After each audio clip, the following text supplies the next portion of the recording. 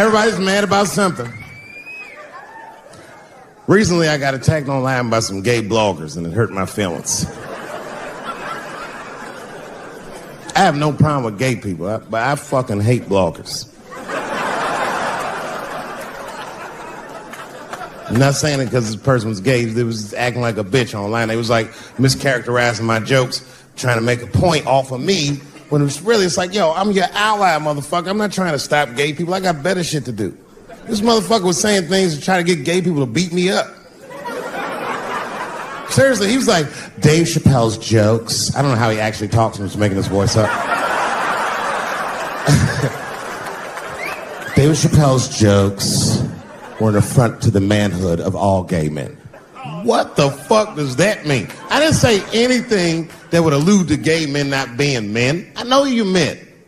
In fact, what could be manlier than fucking another guy in the ass? It's the most gangster shit I've ever heard of in my life. I told you I'm not cut out for that. I'm a pussy. You know what I said? That's all I said. First of all, I'll tell you right now what I said. And I will tell you that this was not a joke. It's a true story. And I just happened to tell it. All right, what happened was I went to a gallery party, all right? I don't know who in here has ever been rich before, but these are very nice parties. Wine and cheese and ball of conversation. And there was a few eccentric types, one of which was a very wealthy man that happened to be wearing a dress. I don't know what you call him, man. This is a tranny or a drag queen, perhaps. Whatever it was, this is definitely a man. And this man was definitely on drugs. I don't know what kind of drugs he's on, but I knew he had too much. He didn't look good. It's like this. It's like, he looked sick. And all his friends were standing around him, concerned, trying to revive him. I don't know whether it looked like some kind of gay CPR. There was fanning and shit.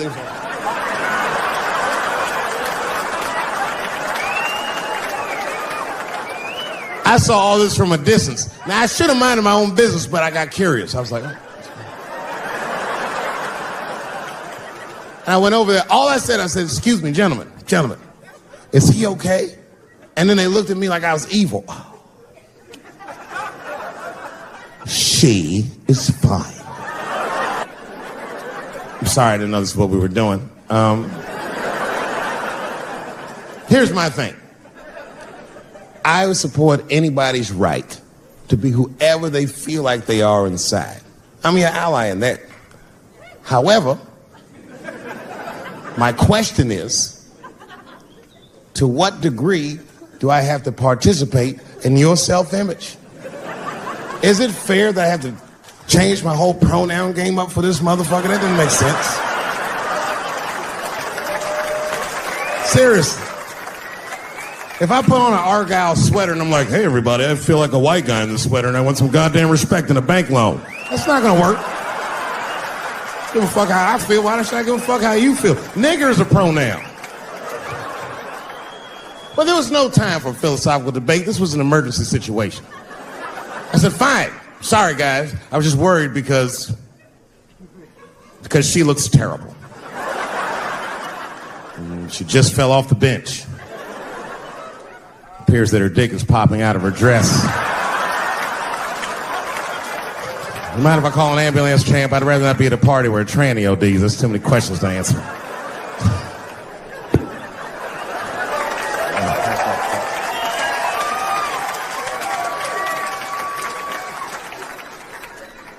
Okay, I've been through this before. I had a friend from high school. Now, in high school, this guy was a thug, right? He was a fucking dope boy. He did it all. He's a wild dude. People used to be very scared of him. And then after high school, word on the street was he'd come out the closet.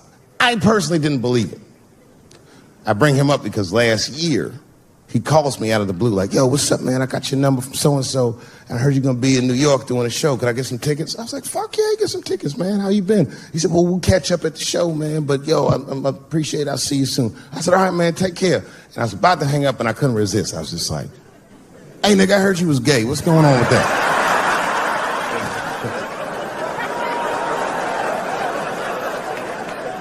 And I wish I didn't ask. Because he sounded like he was dying to talk about that shit. And he had a long story about it. And it's not that I didn't care, but I was, I don't like talking on the phone. I was watching TV at the same time. So I just wasn't really paying attention like I should. But I was trying to sound supportive, but I didn't really know what to say. So I was just like mumbling shit throughout this conversation. I was just like, nigga, you gay, man. You just gay. This went on for a while, and then finally I had to say something like definitive to get him off the phone. And I was like, hey, man, you know what? Don't let people get you down, all right? And the next time someone tries to make you feel bad about yourself, just remember, everybody fucks funny to somebody.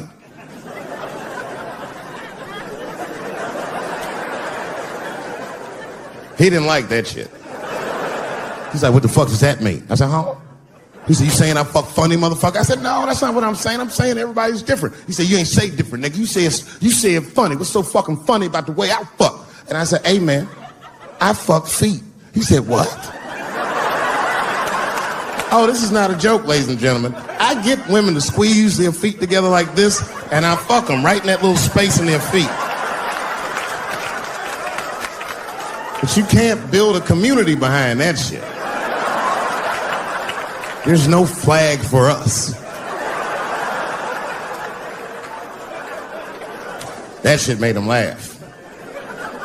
And the next day, after the show, I saw him backstage. He was like, yo, what's up, man? I'm like, oh, shit, what's going on? And he had his buddy with him. He goes, Dave, I want you to meet Manuel. Manuel's my fiance. We're in New York getting married because it's legal here. I said, well, gracias. And he went to go get some drinks. And then my buddy looked at me. He was like, so, Dave, what do you think? And I started mumbling again. You gay, nigga. You just gay. He said, yeah, I'm a little nervous about getting married, man. It's a big step. I said, yeah, it is. It's a big step. He said, well, you've been married for a while. You got any advice for us? No, I'm married to a woman. Sorry about that. And he corrected me. He said, no, you married the person that you love. So it's essentially the same. I said, man, the problem with that statement is that it makes the assumption that I love her. But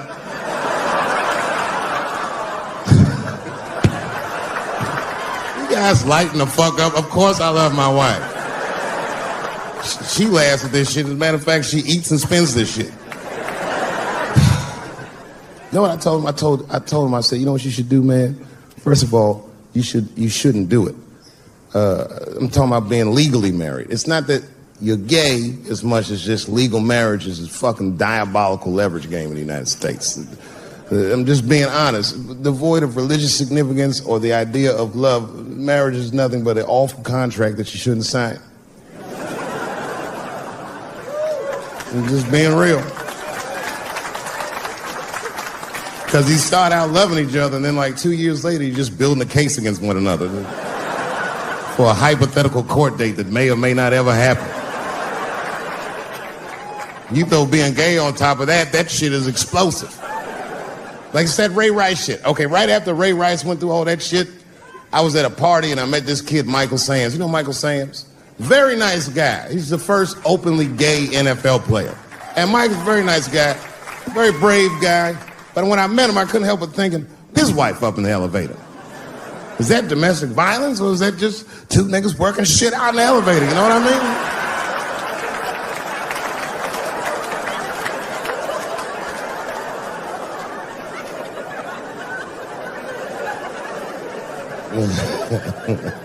Anyway, I give all married men the same advice, gay or straight. Get a dog. His dog will love you all the time, but she's not going to. It's real talk. I didn't even know about dogs, and my kids got the dog. They brought him home from the shelter, and I didn't even want him. They're like, can we keep him? I said, nope. I said, where'd you even get this dog? They're like, we got him from the shelter. I was like, ugh. Probably something wrong with him. We can't keep him. And then my kids started crying and screaming like the dog had gambling debts. Please, Dad, if you don't let us keep him, they're gonna kill him. I was like, oh. All right, you can keep him. And this dog was a menace. I hated his guts. Then one night I'd smoked a bunch of weed and I was eating a sandwich And Baba came over. Baba's a dog. He came over and was staring at me. This will make you very uncomfortable if you're just looking at you.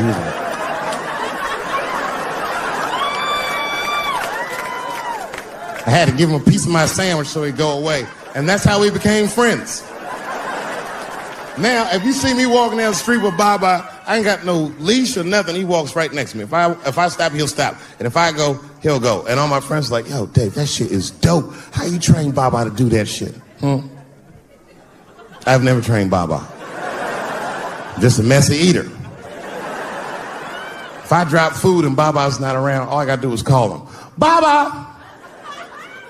He's a black dude's dog, so he doesn't come right away. He peeks first to see what's going on.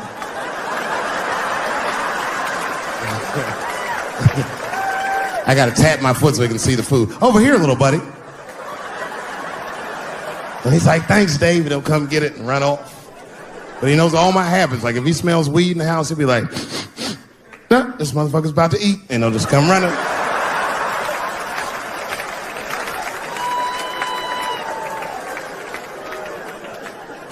Baba got me through a very difficult time. I just want to help. I want to be a good guy. Like, I can't even say the word Me Too anymore. The nigga tonight was like, Dave, I'm going to the comedy club. I was like, I am also going to the comedy club.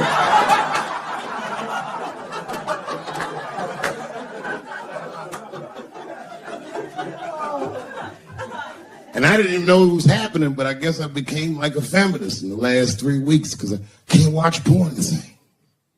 Like, I watch it sometimes, but I can't click on these motherfucking thumbnails, not with those titles. Guy crams young girl in the ass with hard right. I can't click on that. Come on, nigga, give me something I can click on. Dude gets sucked off by a midget. Little person, I say to myself.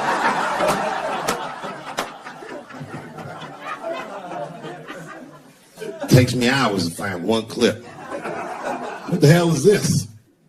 Marginally groomed feminist enjoys consensual sex with vaguely homosexual guy with penis the same color as mine. Click.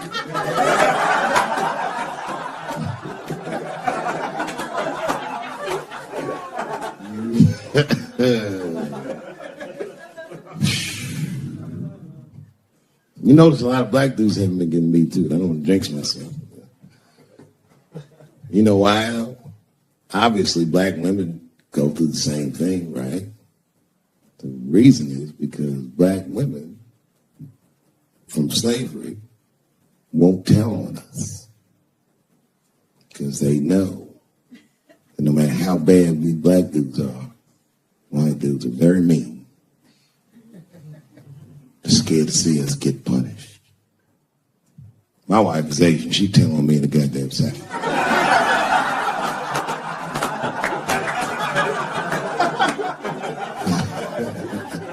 You know, fucking up in the Chappelle household. And the wildest shit about it is I live in Trump country.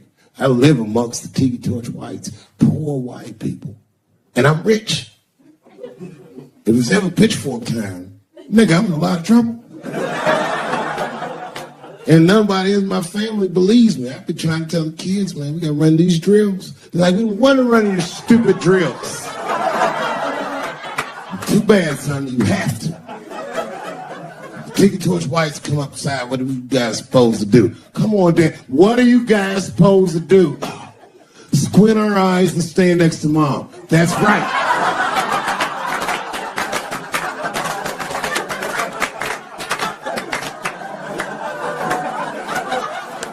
And what are you going to bring me? Your gun and your groundskeeper uniform. That's right. I'll go outside and see what they want.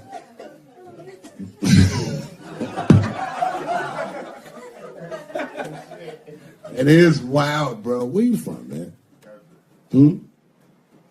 Where you from? New York. You from what, Manhattan? Brooklyn. You are from Brooklyn, aren't you? You look like you can rob somebody with a hammer.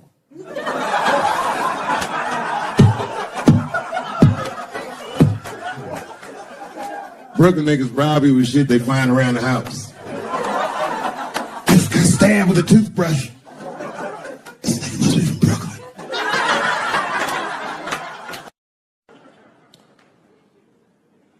The second time I met O.J. Simpson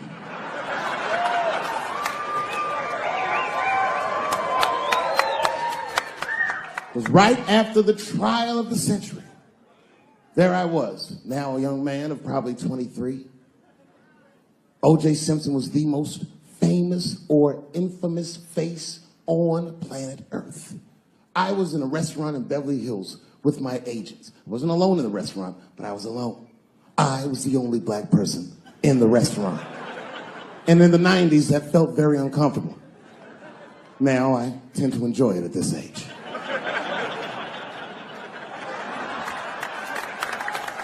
I was having dinner with my agents, celebrating a deal that they told me was lucrative, but I later learned fucking sucked. And suddenly, a group of women walked by. Every race was in that group. Black, white, Asian, Latina, white, and white again. They were all gorgeous.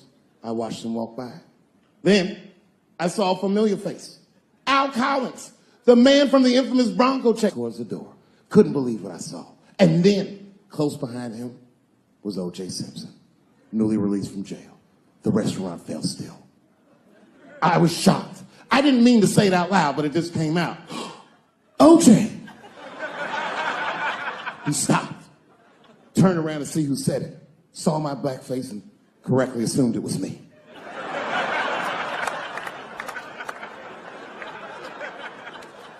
I was sitting in the corner of the booth. He leaned over all the white people I was having dinner with and shook my hand. How are you, young man? He looked in my eyes, and I could see in his eyes that he didn't remember meeting me the first time. And then he walked away. And I looked back at my agents, and all of them had nothing short of disgust on their faces. And the only one with the courage to voice their disgust was a woman named Sharon, who used to represent me. How could you, she said. How could you shake hands with that murderer? I said, Sharon, with all due respect, that murderer ran for over 11,000 yards.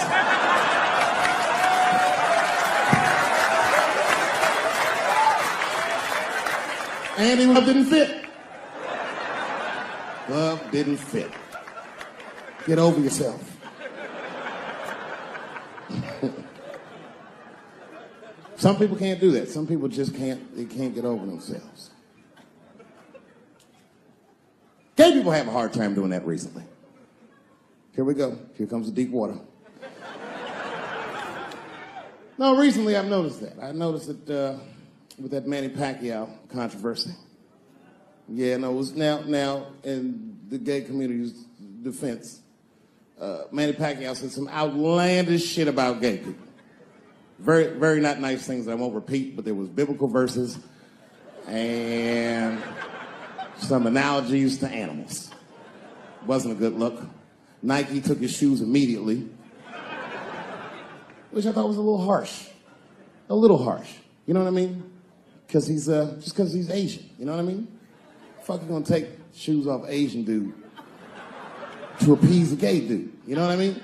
No? You don't know what I mean. But Asian people kind of know what I mean. No? No Asians in the front? No? No, this is what I mean. Okay, look. Okay, you're an Asian dude. No, I say this with no disrespect. But we're all Americans, right? And we can agree that America has a huge body count all over the world, but nowhere more than Asia. Literally, if you look at history, recently, we have bombed the masculinity out of an entire continent. We dropped 2 atomic bombs on fucking Japan, and they've been drawing Hello Kitty and shit ever since. There's a lot of lady boys in the wake of our bombs. And I know these things because my wife is Asian. She's Filipino. All right, well, okay, so that explains it. Now you know why you see me at all those Filipino events. I'm not there picking up pussy, I'm dropping some off.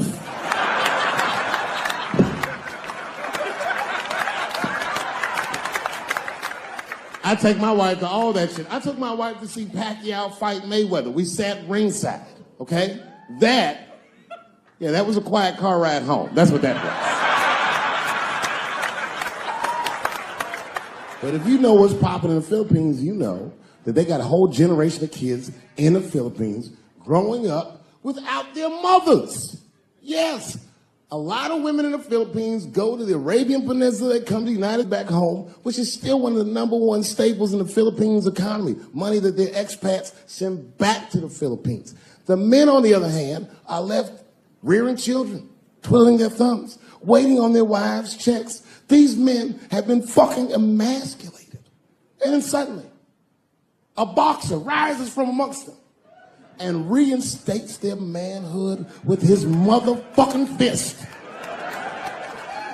This is not the guy you're supposed to ask, what do you think of homosexuals? He's not your champ. Shit. That's why I don't have a sneaker deal, because if you say something that people don't like, they'll take your fucking shoes off. Road ahead. They've got the longest mental gap to bridge. That's all I'm saying. Because, you know, whenever I see one of them T's on the street, I don't mind them, but I'll be like, man, I miss Bruce. I'm sorry, guys. I'm 42. I remember Bruce Jenner. Before the Kardashians, before all that, this motherfucker was a white American superhero. It was amazing. He was beating Africans at track and field. We'd never seen anything like it. He was on my cereal box growing up. You know how much of that cereal I ate, nigga? I didn't know he was gonna do that.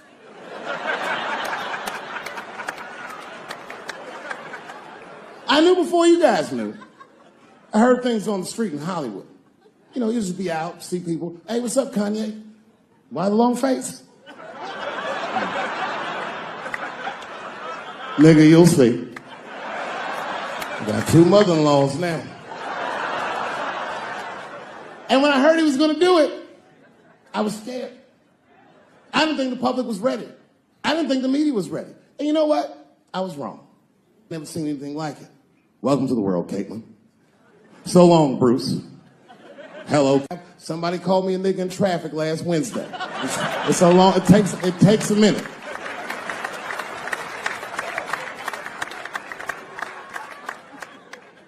My wife's friend, Stuart, told me that. My wife has a lot of gay friends. Stuart's their leader. She has a lot of gay friends. And I don't like them.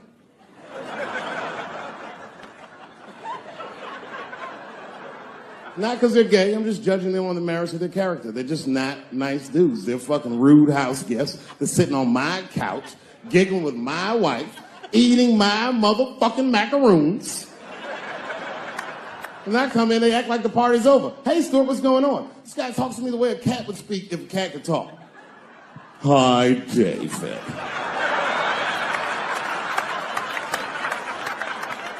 Stuart, what's all the beef, man? What's going on?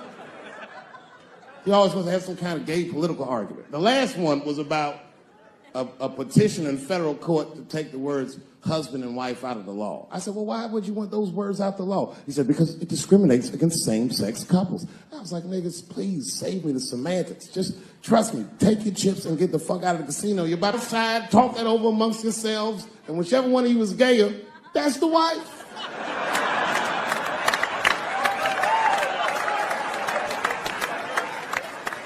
No, Stuart didn't like that. Stuart educates me about this movement, you know what I mean? I didn't even know shit about it. He told me it's called LBGTQ.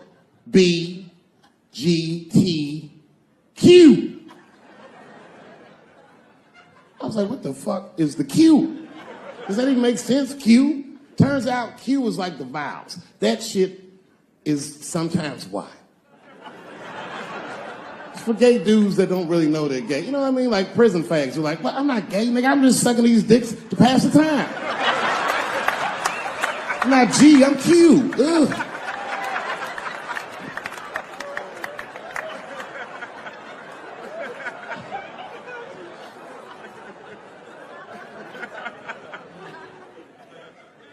I think, okay, again, of all those letters, the T has the toughest road ahead. In fact, I think the T should stand for tough. If Martin Luther King had a sneaker deal, we'd still be on the back of the bus. Yeah, oh, it's true. The Nike executive come up. Hi, Martin. We need you to tone down the talk of civil rights and blacks being humans. It's upsetting our southern distributors. But I don't understand. I thought that's why I had a sneaker deal in the first place. Not quite. Really, it's a walking shoe, and we like the marching, but try to understand. Fuck that shit. You know, I get it, though. I understand why gay people are mad, and I empathize. You know what? I'm just telling you, this is a black dude. I support your movement, but if you want to take some advice from a Negro, pace yourself. These things take a while. Just because they passed the law doesn't mean they're going to like it. Brown versus Board of Education was in 1955. I was shocked. Is this happening? Wait a minute. Is this a time in American history when an American can make a decision for themselves? And even though other Americans don't understand it, they'll support it and let this person live a happy life? Is this what's happening? If it is, then good for America. That's Dave Chappelle, the American. Although Dave Chappelle, the black American, he was a little jealous. I was like, how the fuck are transgender people beating black people in the discrimination Olympics? If the police shot half as many transgenders as they did niggas last year, it'd be a fucking war in LA. I know black dudes in Brooklyn, hard street motherfuckers that wear high heels just to feel safe.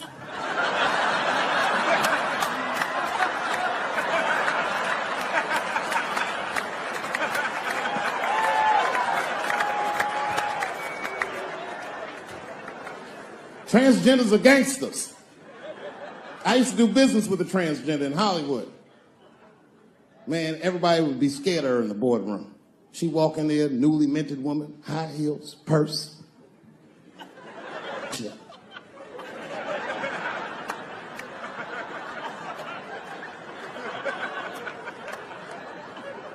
And then she walked to the head of the conference table, stare at us all, reach in her purse, pull her old dick out and throw it on the table. Let's talk business, gentlemen. Ah!